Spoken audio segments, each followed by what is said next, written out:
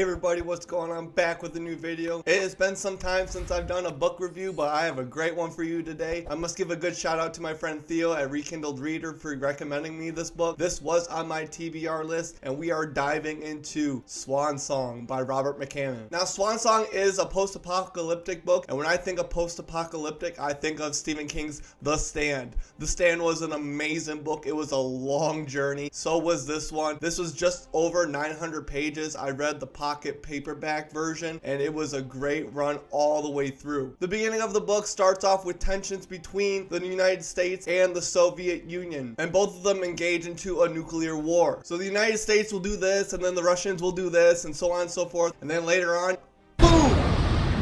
You get a nuclear holocaust. Now, before the nuclear holocaust actually happens, we dive into the characters of this book, and unlike The Stand by Stephen King, Swan Song does not have a table of contents for the characters, so characters keep popping in and out of this story, but we are going to focus on the main characters. Swan Song goes back and forth between what I'm going to call 3 sections in the story. Each section means that there are different characters. The first section focuses on a woman named Sister Creep. Now, she just goes by Sister. No, she is not a nun or related to any of the religious matter, and she lives in the slums of New York City or Manhattan. Then we go to a second section where we focus on 2 characters, Colonel Macklin, who used to be in the Vietnam War, and then we focus on a boy too named Roland. Their setting is at a place called Earth House. Earth House is like this safety net, this bunker where they take place at just in case of a nuclear holocaust is to happen. Now remember, this is before the nuclear holocaust even occurs, so they are taking base at this place called Earth House. And then the third section, which is the most important section, we get introduced to Josh, who is an ex-former wrestler, and then we are introduced to Swan, who is a really important character of this story, hence the name Swan Song. Josh plays the role of the father figure for Swan, who is guiding her and he's protecting her throughout this whole story.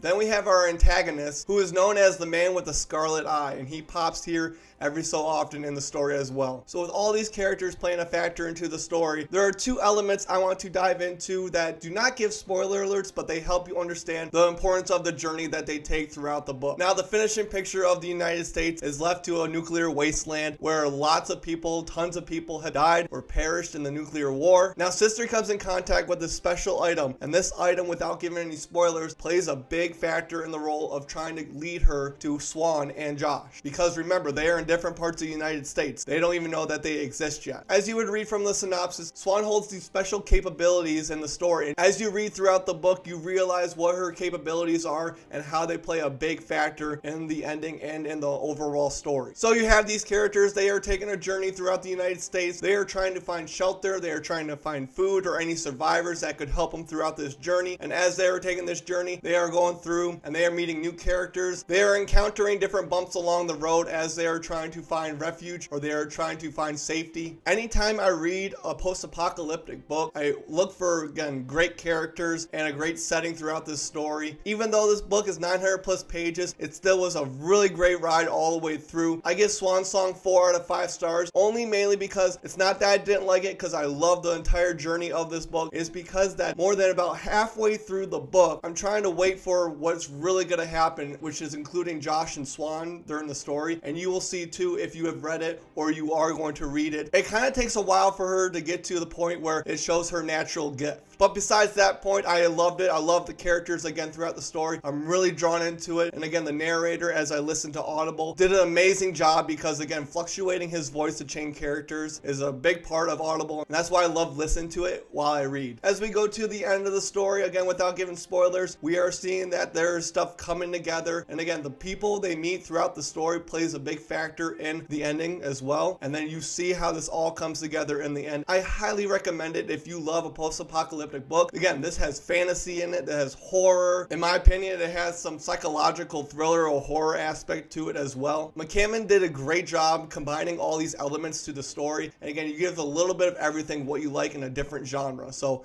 props off to him. Again, this was a 1987 Bram Stoker award, which I just found out that he got the same award that Stephen King did for when he published Misery, which all of you know that I love Misery. It's on my top 10 Stephen King books. Swan Song definitely was a thrilling ride. It took me over 2 weeks to read it, and I probably couldn't have finished it sooner. What a fantastic and riveting story all the way through, and I highly recommend it. Comment in the comments below if you have read Swan Song or if you read anything else by Robert McCammon. I have only read Swan Song and Gone South. Those are the 2 books I've read. I was also recommending recommended by my friend Theo, and I'll leave his link in the description below. But I was recommended Boy's Life by him as well, and that is on my TBR, so I'm really intrigued to get to that one as well. Alright everyone, that is it. Thanks for stopping by. Again, remember to try to check out Swan Song if you have not, especially if you love those post-apocalyptic novels. This is a gruesome and this is a great one all the way. Remember, my friends, please read your book cover to cover.